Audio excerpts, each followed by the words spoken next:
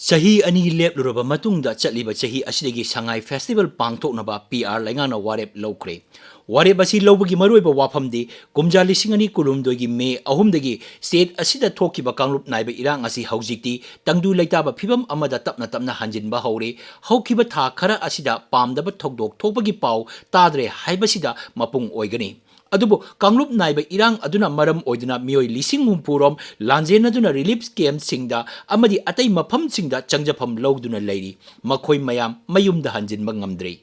State asigi mioi sing maning tawna sathok sasin tawba ngamdre asiguma phibam asida Sangai Festival pangthok piganu haina mayum makai thadoktuna lanjen aduna leiriba singna appeal tawkiba leire asigumba appeal asi tongan tongan ba lup kharana su sawgal aduna festival asi pangthok piganu karigumba pangthokpa tarabadi boycott tawbagi khongjan phawba changsilakpa yai haibagi ingit pikre oiriba phibam asida Sangai Festival pangthokpada mapung phagadra natraga pangthokpa ngamloidra haibagi wahang ama lakle.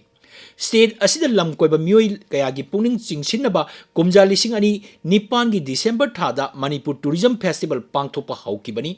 kumja lising ani taradagi tourism festival bu Sangai Festival haina maming onthokki December thada pangthoklamba adusu November kunma thoidagi kuntra phawa numit tarani chupna pangthokki Manipur bu malemgi thakta lam koiba singi puning chingsiningai oiba mafam ama ohenaba pandamda pangthokliba festival asida state asigi ina khulaba natki oiba thoram sing tongan tongan ba kanglu singi jagoi isai lamdam asigi oiba sana khonaba khutsa haibagi polam sing makhal mathegi chinjak singi mahau malengi miyamda khanganaba tanja amasu piri Festival asina pochai leiba yonbagi khudong chaba amasu piduna state lana lalon itik tawbada mateng pangli festival asi hek loibaga December amadagi yumlo nariba state Nagaland da numit tarani chupna Hornbill Festival amung hawduna lam koiba singda hena khudong chaba amasu piri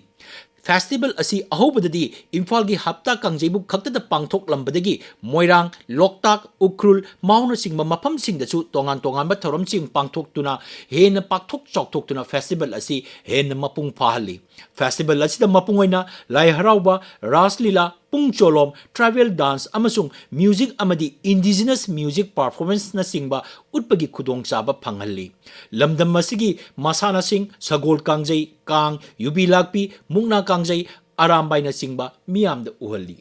Festival asi miyamna pamnaba helakpadagi kumja lising ani kunithoi da ticket lak ahum lising yangkai humdoi chatret kunmathoi yonduna khwaidagi masing yamba oiki festival asi yengnaba lebak asigi tanatana yumlo nariba lebak Myanmar fawbadagi mioi kayasu laki Tengkhang anirak Imphal amasung Mandle anigi marakta akhanaba flight fawba Myanmar dagi laki adubu Myanmar da tangdu laitadaba phibam ama leirakpa asina handak Sangai Festival pangthok labasu Myanmar dagi mioi sing yengba lakadra haibasi wahang ama oiri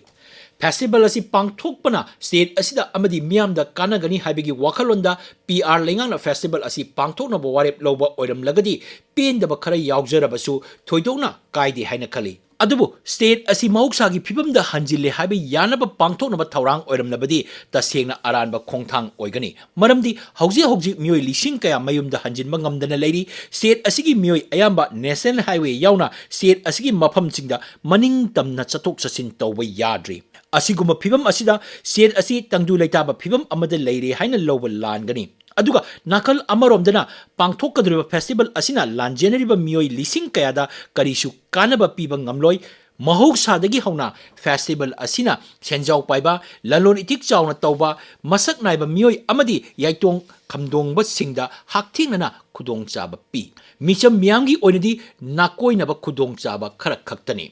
PR lengana Sangai Festival pangthoknaba warep lauramdaida lanjenariba miyangi wakhalna mangda thamlaga makhoi kari tawbiba yai haibasi yenglamgadabani Festival asida makoina kamdongna saruk yaba ngamgadage amadi yaningadage haibasi kupna yenghobagi mami tai makoida stall piba atai thoram sinda saruk yahanaba warep loba khaktana makoida karisu kanaba piba ngamloi maramdi nomagi apikpa sempam kharana sidanaba chak chara anikak phangliba mioising asina Sangai Festival gi store gi mapu oiba amadi makoida laijariba haithoi singtoiba sing uthokpa ngamloi ꯁ꯭ꯇꯣꯜꯒꯤ ꯃꯄꯨ ꯑꯣꯏꯕꯗꯤ ꯂꯥꯏꯔꯗꯅ ꯅꯣꯡꯃꯗ ꯂꯨꯄꯥ 34ꯅ ꯍꯤꯡꯂꯤꯕꯁꯤꯡ ꯑꯁꯤꯅ festival ꯑꯁꯤ ꯌꯦꯡꯕꯒꯤ ꯈꯨꯗꯣꯡꯆꯥꯕ ꯐꯥꯎꯕ ꯐꯪꯂꯣꯏ꯫ ꯂꯥꯟꯖꯦꯟꯅꯔꯤꯕꯁꯤꯡ ꯑꯁꯤꯕꯨ ꯁꯔꯨꯛ ꯌꯥꯍꯟꯒꯦ, ꯃꯈꯣꯏꯕꯨ ꯌꯦꯡꯕ ꯐꯪꯍꯟꯒꯦ ꯍꯥꯏꯔꯕꯗꯤ ꯃꯇꯝ ꯆꯥꯅ ꯃꯈꯣꯏꯗ ꯁꯦꯟꯊꯪ ꯑꯣꯏꯅ ꯁꯦꯟꯄꯣꯠ ꯄꯤꯕꯤꯕ ꯇꯥꯏ꯫ ꯁꯦꯟꯄꯣꯠ ꯑꯗꯨꯅ ꯃꯈꯣꯏꯅ ꯈꯨꯠꯁꯥ ꯍꯩꯕꯒꯤ ꯄꯣꯠꯊꯣꯛꯁꯤꯡ, ꯖꯒꯣꯏ ꯏꯁꯩ, ꯆꯥꯅ ꯊꯛꯅꯕ ꯄꯣꯠꯂꯝꯁꯤꯡ, ꯁ꯭ꯇꯦꯠ ꯑꯁꯤꯒꯤ ꯂꯩꯖꯔꯤꯕ ꯅꯥꯠꯀꯤ ꯑꯣꯏꯕ ꯁꯥꯟꯅ ꯈꯣꯠꯅꯕ ꯑꯁꯤꯅꯆꯤꯡꯕ ꯀꯌꯥ